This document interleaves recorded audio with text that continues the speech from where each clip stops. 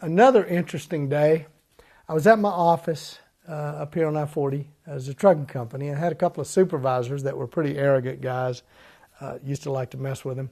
And RD called and said, I got a problem. I got to get these calves in, and can you bring a couple of your guys over at lunch? And I looked out the window and I saw two perfect victims because they had never been around him, didn't know what it was like, and were pretty cocky.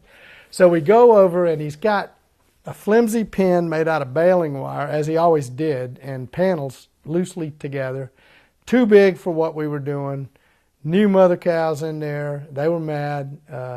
We got in, and things were going okay, and I was kind of laughing at those guys getting knocked around and didn't realize that a cow had locked in on me. RD calls it, they'll start carrying their head high, their tail high, and they'll start making this grunting sound. And at the last minute, I felt the ground kind of shaking, and she was flat coming.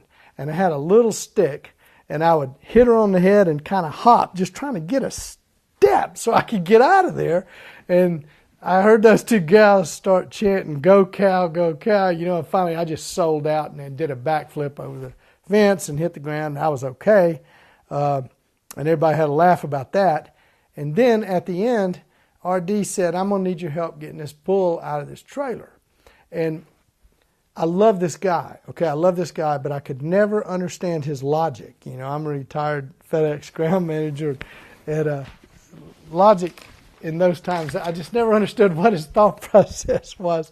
He had built a very small, flimsy structure of a pen around the outside of this trailer, and he had a big bull in it, and I thought you just open the gate and the bull would eventually come out. I would just wait. But RD's mentality, everything is high-strung, high-speed, got to be done yesterday. So he said, "You guys hold these panels to help hold the baling wire."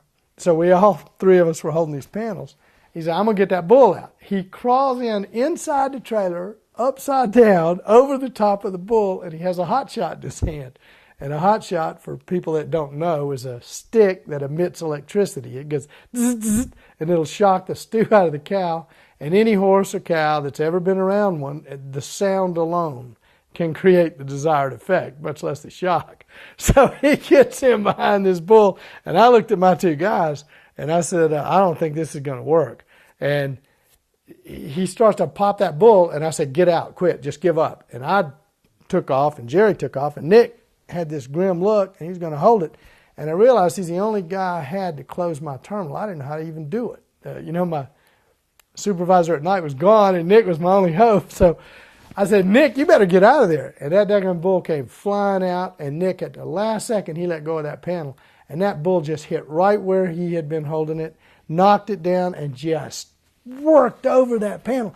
And I thought later, I wished I hadn't warned him, because it would have been so funny to see those waffle marks across his face, because he was such a tough, arrogant guy, you know.